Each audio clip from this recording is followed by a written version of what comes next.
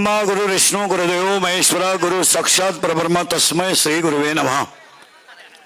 आजच्या या मंगलमय प्रसंगी जमलेले आपतिष्ट मित्र परिवार पाहुणे मंडळी, महाराष्ट्रातील नामांकित गायक गुणीजन मंडळी,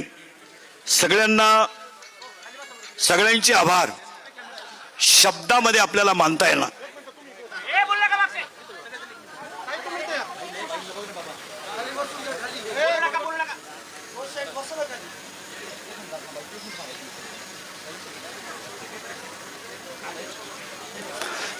संपलं का रे तुमचं?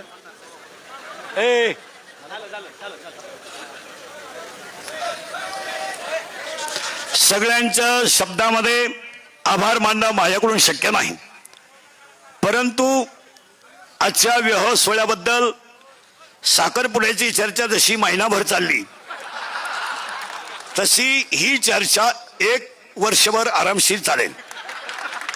आणि बऱ्याच लोकांची अशी शंका आहे की इंदुरीकर महाराजांनी मुलीचं लग्न का एवढं मोठं का केलं। तर लोकांचा पहिला एक शंका आहे की इंदुरीकर महाराज लोकांना सांगतात की लग्न साधे करा आणि स्वतः मोठा केला। त्याचं उत्तर असं आहे, ज्याची परिस्थिती आहे, ज्याला संतांनी दिलाय आणि ज्याच्यावर ज्ञानोबरायाची कृपा आहे त्याने जरूर करावं। पहिली शंका आहे। दुसरी बस खाली। दुसरी एक ओरड आहे की एवढे आज जरा जेवण झालं, त्यात 2-3 कमेंट पडल्या जेवणाच्या की इंद्रिकर महाराज एवढं जेवण घालतात, मग त्यांनी मठ्ठ्यावर मी बोलतो, मग त्यांनी मठ्ठा केला का? तर पहिला प्रश्न, तो मठ्ठा मी माझ्या सगळ्या कार्यक्रमातून वजा केला, म्हणजे त्याच्याबद्दल बोलायचं तुम्हाला राईट नाही। दुसरी गोष्ट, बऱ्याच लोकांनी गुलाबजामुची चर्चा केली, तो लांब असावा। मी गुलाबजामू केलाच नाही, हा दुसरा मुद्दा केला।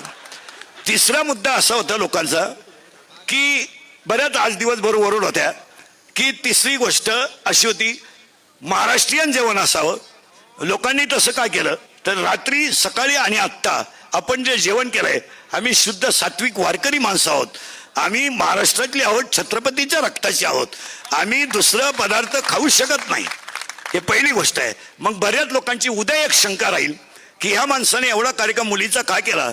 महाराज, तुम्हाला बसणाऱ्याला माहीत नसेल, आमची मुलगी आणि मुलगा आज मोठा झाला हे तुम्हाला आज दिसतं, आज माझी मुलगी मोठी झाली हे दिसते, पण आम्ही दोघं कीर्तनकार असताना माझ्या मुलीला आणि माझ्या मुलाला कधीही वडिलांचं सुख कधी मिळालं नाही।